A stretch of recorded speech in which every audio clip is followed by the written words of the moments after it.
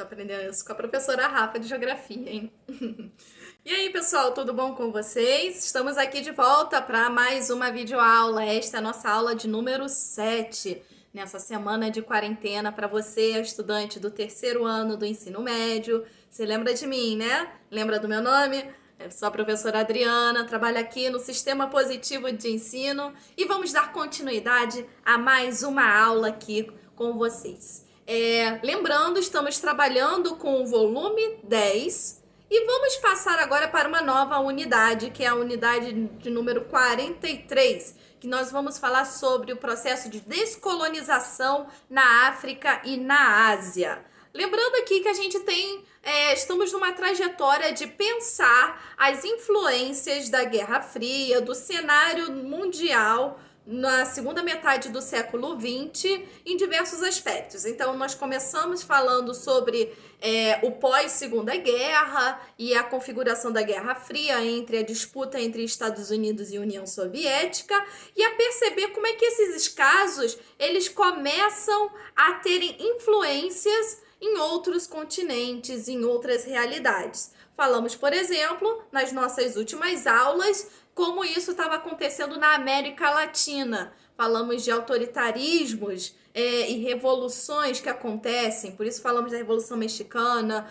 do populismo, quando a gente falou do peronismo, comparamos com o caso brasileiro. Então nós voltamos o nosso olhar a pensar a América Latina. Agora nós vamos pensar como que essa configuração da segunda metade do século XX vai estar funcionando nos continentes africano e asiático. Olha só que bacana. A gente pensa na história, nas influências, nas relações no mundo como um todo. Pensamos na Europa, na América, agora na Ásia e na África. Então, nessa aula, vamos falar desse contexto que vai gerar os processos de descolonização, de independências que vão se dar em países africanos e asiáticos, e mais precisamente, vamos falar um pouco mais no contexto da África, ok? Para isso, a gente precisa o quê? Sempre, né? História é um contexto que vai remontar. Nada das coisas acontecem, né, espontaneamente. Então, tá tudo ligado a questões históricas, acontecimentos, pessoas, ideologias, pensamentos, tecnologia, economia, história é tudo isso, gente. Eu sei que você ficou quase se afogando, tanta coisa que eu tenho que estar relacionando, mas vamos pensar aqui. Para a gente entender essa questão da descolonização da África e da Ásia, a gente tem que voltar lá atrás e pensar qual é a situação que se configura nesse momento. Então, a gente pode pensar um pouco antes, no século XIX, em que esses continentes foram alvo de uma colonização. Alguns conceitos falam de neocolonialismo, comparando aí com o colonialismo lá do século XV, que aconteceu sobretudo na América, e outros vão nomear esse tempo como o imperialismo. Bem, nós temos aqui a configuração da dominação europeia de diversos países que passam a controlar o continente africano e até a repartir entre si em áreas de influência. Para você ter uma ideia, você pode ir lá na página 20 do seu material e ver um mapa em que está o mapa político em 1935. Como é que se configurava a África, mas a partir de uma divisão estabelecida não pelos africanos, mas pelos europeus através da Conferência de Berlim. Nessa conferência se definiu a divisão da África. Você pode até dar uma reparada como é que os países eles são divididos, parece até em linha reta, quadradinhos. Será que era assim que antes dessa chegada desses colonizadores que se dividiam o continente? É óbvio que não. Então a gente precisa pensar nas consequências, inclusive dessa Conferência de Berlim, para eventos que vão estar acontecendo agora, no século XXI.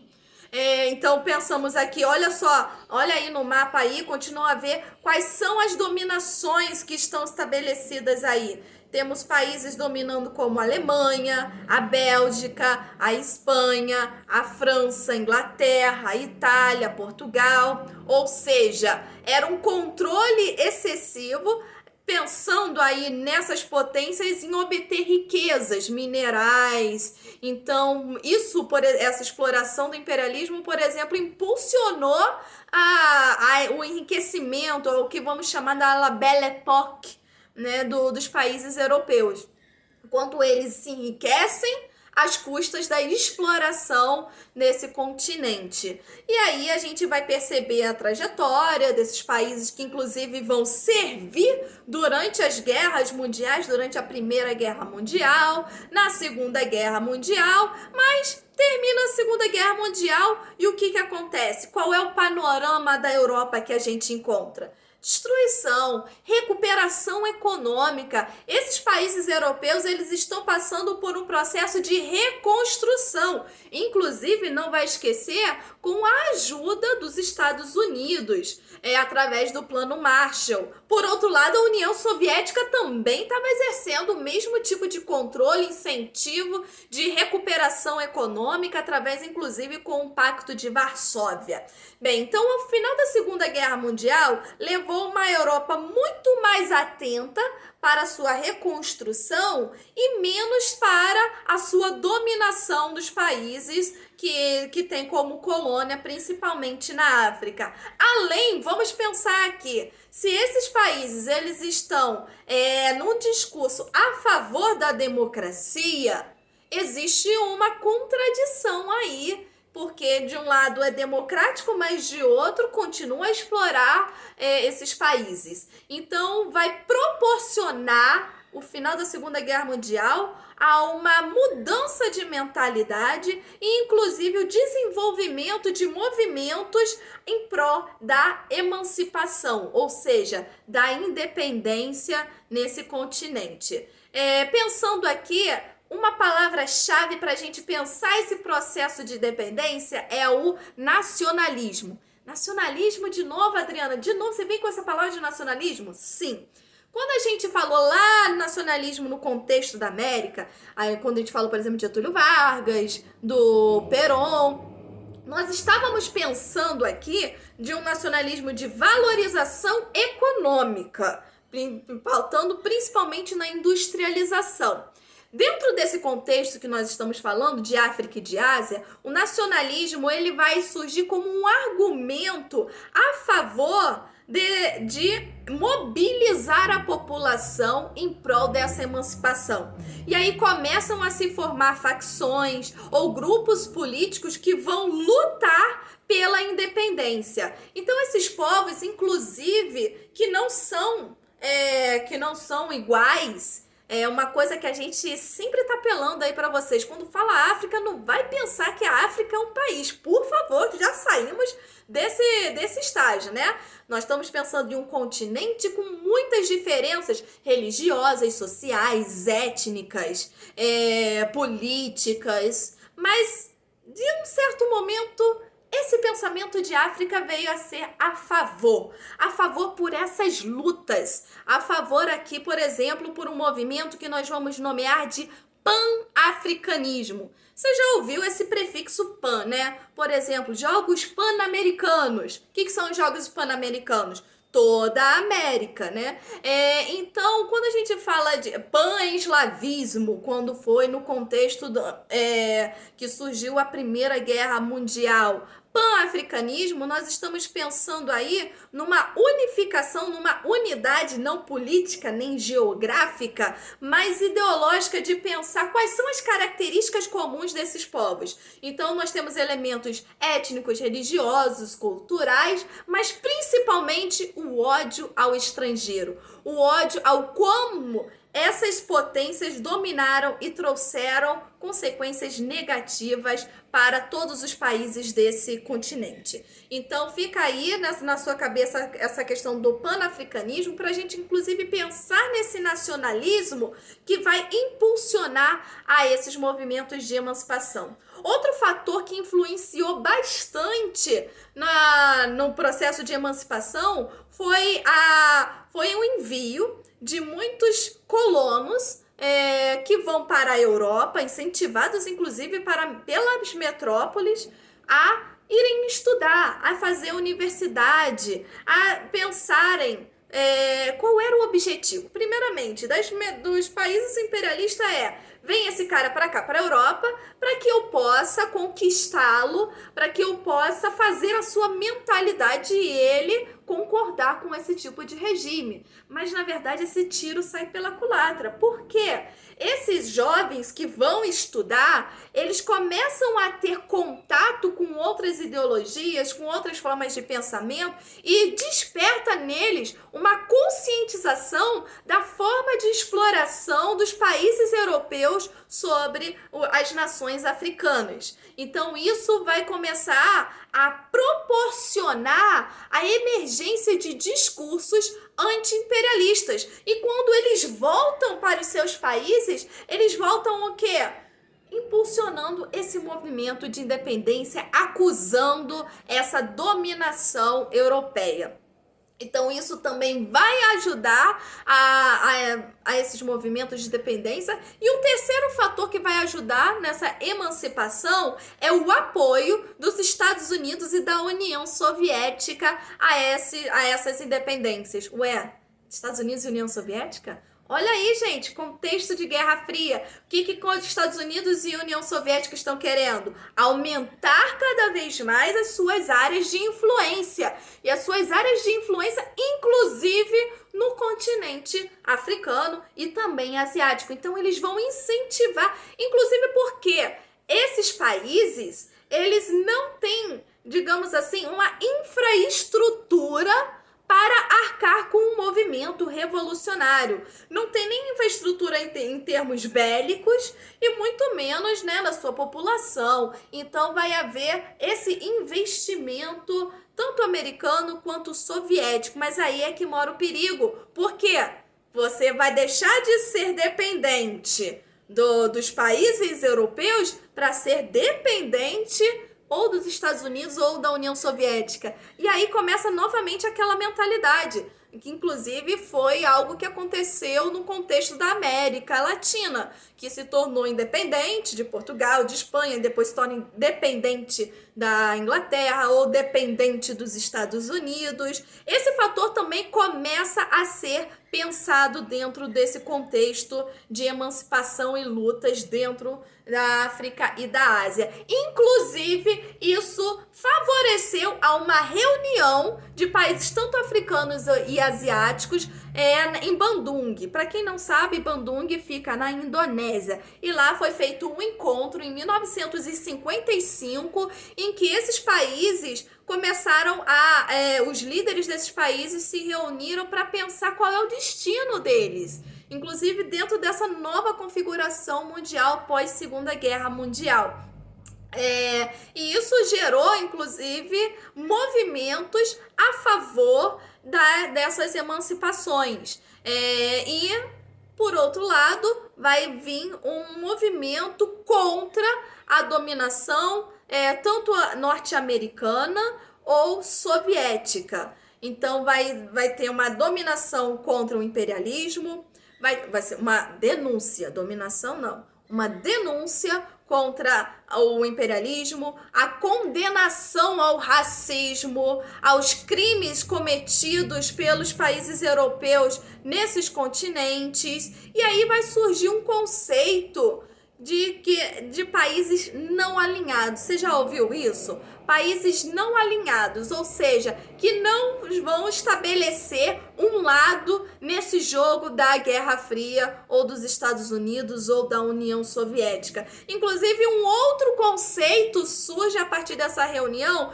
que é o chamado Terceiro Mundo. Você já ouviu também essa expressão, né? Primeiro mundo, a gente pensa nos países desenvolvidos. Segundo mundo, os subdesenvolvidos. E um terceiro mundo, porque denuncia aí o descaso, a pobreza em relação a esses países na África e na Ásia. Então, a Conferência de Bandung Fica aí, lembra dessa reunião, ela vai ser importante porque vai movimentar esses movimentos, movimentar esses movimentos. Ele vai mobilizar então esses movimentos de emancipação, trazendo aí, fortalecendo esse pensamento do nacionalismo, do anticolonialismo e do anti-imperialismo. E agora, vamos pensar um pouco como que esses movimentos de emancipação estão acontecendo na África. Hoje vamos falar um pouco desse contexto africano e na próxima aula nós vamos falar dentro do contexto asiático, ok? Então, quando eu falo África para você, qual é a primeira imagem que vem na sua cabeça? Pensa aí. Que inclusive isso foi uma questão do Enem. Que estereótipos, que imagens sobre o continente africano nós formulamos? Ou a gente pensa naquelas savanas, naquelas terras, né, cheio de animais selvagens, ou então a gente pensa em reinos bem diferentes, como por exemplo o caso do filme do Ed Murphy lá, que eu agora não tô lembrando, Um Príncipe em Nova York, que foi o negócio a relação com a questão. Ou a gente pode até pensar em Wakanda, que é com Pantera Negra trazendo esse pensamento que reinos diferentes, que sociedades diferentes, ou então a questão da pobreza. Isso é muito destacado, não é que não exista a pobreza, claro que ela está aí, mas existe também uma outra imagem que a gente quer pensar de uma África, assim, da tecnologia, do pensamento científico, das riquezas. Mas essa imagem da África relacionada a uma pobreza extrema, uma exploração muito grande, ela está ligada a esse contexto de imperialismo. Vamos pensar aqui. A África ela foi alvo de dominação no século XV, pensando aí na escravização. Ela foi alvo de dominação no século XIX. E aí vem uma dominação física, territorial, para ocupar, para dominar a política e obter as riquezas desse continente. Então, sua trajetória sempre foi muito ligada a essa exploração. Então, essa exploração está relacionada ao conceito das colonizações que esse continente sofreu e também da imagem que o branco faz sobre isso, que o homem branco constrói como um lugar de miséria ou um lugar tenebroso. Então, é interessante a gente pensar o quanto que o olhar de fora, o olhar europeu, eurocêntrico, vai influenciar sobre as nossas visões. O que não digamos aí, errado quando a gente pensa nessa situação de miséria, que nos faz refletir essa herança histórica que esse país, que esse continente, eu falando até país aqui, que esse continente sofre até os dias de hoje. E aí, dentro desse movimento que a gente fala pós Segunda Guerra Mundial, nós vamos pensar aqui que essas emancipações vão estar acontecendo, sobretudo nas décadas de 60 e 70. Algumas com emancipação através de acordos por paz. E outras através de conflitos violentos, como aconteceu, por exemplo, em Angola. Nós vamos ter aí uma série de processos de envolvimento dessas metrópoles para essas emancipações, mas esses processos eles são muito específicos. Então, por exemplo, a gente vai pensar na guerra que acontece na Argélia, que foi dominada pela França, ou vamos pensar em Angola, que foi dominado por Portugal, a questão de Ruanda, que foi dominada pela Bélgica, Serra Leoa, que foi dominada pela Inglaterra, Moçambique, novamente por Portugal, a África do Sul pela Inglaterra. Existem muitas especificidades sobre a independência desses países. Mas aí o que eu quero trazer aqui para vocês? Esse contexto geral, essa dominação europeia que vai influenciar nos processos de independência e também no que vai acontecer depois dessa independência. Então, temos vários processos de golpes de Estado, de guerras civis, de ditaduras acontecendo, inclusive por essa influência ou europeia ou dentro desse contexto da Guerra Fria. E aí eu pergunto para vocês, será que a independência que aconteceu nesses países resolveu os problemas? O problema era a dominação da África, que era dominada por países europeus. Acabou essa dominação, pronto, agora você tem seu futuro pela frente, meu filho, vai lá, se desenvolve. Será que é assim que as coisas acontecem? Até hoje a gente pode ver para muitos desses países e ver ainda a condição de miséria, de ajuda, inclusive humanitária, o quanto que a ONU investe de ajuda a esses países. Isso aí são resquícios desse imperialismo. Então, depois que a gente vê essas independências acontecerem, a gente vai ver um processo de briga interna, de várias guerras civis. Na Argélia, Angola, Moçambique, Serra Leoa. E depois que descobrem diamantes em Serra Leoa, a disputa ela fica muito mais intensa. Ruanda. Gente, Ruanda levou um massacre, mais de 800 mil mortes. Por quê? De conflitos étnicos entre os Hudus e os Tutsis. Então configurando essa guerra civil, sem deixar de fora aí a influência externa de dominação aí. Basta você ver, uma dica que eu deixo aí para vocês, é o filme O Hotel Ruanda, é um filme de 2004, que vai falar desse massacre de um pequeno país lá no interior do continente africano, por essas influências e por buscas de dominação. Por que essas guerras civis acontecem? Depois que esses países alcançam a sua independência, o tipo de dominação, de política que vai se estabelecer, não é seguindo as antigas raízes que existiam antes da dominação do colonizador. Eles ainda, inclusive, se você olhar o mapa africano hoje, respeitam muitas das fronteiras que foram estabelecidas pela Conferência de Berlim. E aí, se você for realmente olhar quais são as especificidades étnicas de cada povo ali africano, você vai perceber que dentro desses países existem diferentes realidades, crenças.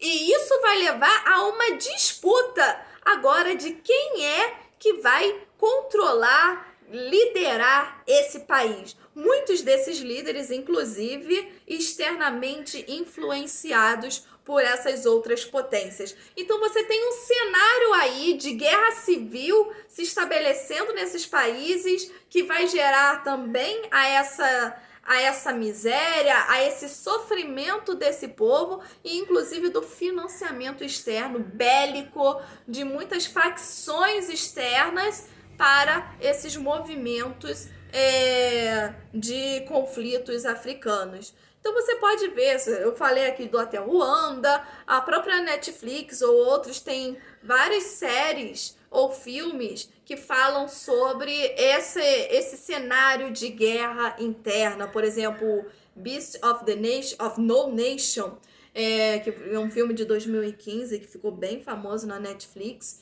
Retrata esses cenários diversos. Vale a pena você dar uma conferida, não esquece lá da classificação etária, ok? Então temos uma diversidade. Vou falar um pouquinho mais da África do Sul, porque é um cenário aí muito cobrado nos exames de vestibular. A África do Sul foi uma colônia, primeiramente foi colonizado por holandeses, depois uma guerra venham os ingleses a dominar, e aí quando vem a sua independência, se cria uma questão social muito forte de segregação social. Nós temos uma grande quantidade de brancos residentes, porque foi uma colonização do tipo de ocupação, né, desse território, e também de negros. Só que foi estabelecidos regras sociais de que esses povos não se misturam.